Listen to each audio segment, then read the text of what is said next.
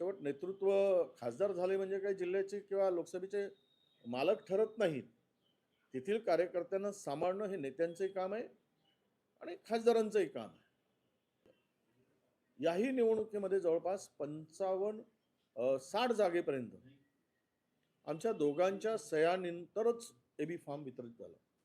त्यांनी सही केली, माझी सही झाली आणि प्रदेशाध्यक्षांचा आदेश होता की जिल्ह्यातील दोनही नेत्यांच्या संमतीनेच उमेदवारींचं वाटप झालं पाहिजे आणि जवळपास 60 जागेवर दोघांनी सही करून आम्ही उमेदवार ठरवले.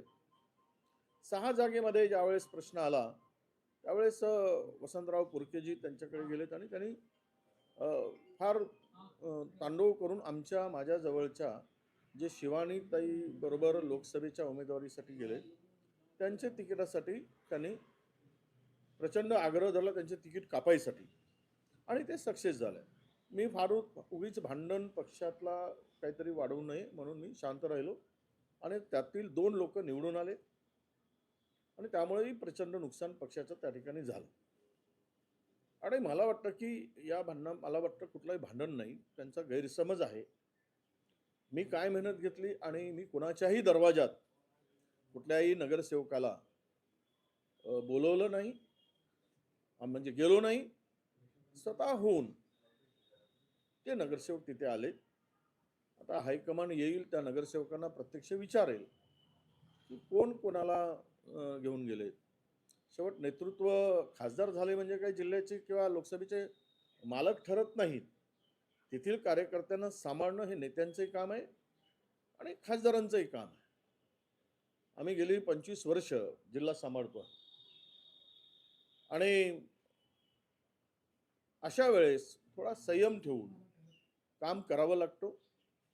प्रत्येक कार्यकर्त्याला पटत नसेल तरी तो माझा विरोध केला उमेदवारीला म्हणून त्याचं तिकीट कापणं आणि त्याला बाजूला सारणं हे सुद्धा जुन्या कार्यकर्त्यावर वैचारिक मतभेद असू शकतात. पक्षाच्या दृष्टीनं विचार करणं अत्यंत महत्त्वाचं असतं, परंतु तो विचार मला दिसत नाही.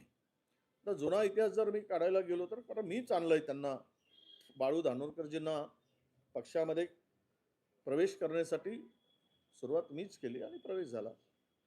आता प्रतिभांना येऊन सुद्धा 6 वर्षच झालेत, पण अख्खा जिल्हाच माझा आहे आणि मी म्हणेल तसं होईल असं होणं शक्य नाही. कोणी ते कुठल्याही पक्षाचं नेतृत्व ते मान्य करणार नाही.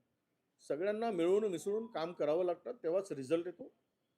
2 शब्द बाजूला आपण तिखट बोलण्यापेक्षा संयमाने बोलणं हे अत्यंत आवश्यक असतं असं मला वाटतं.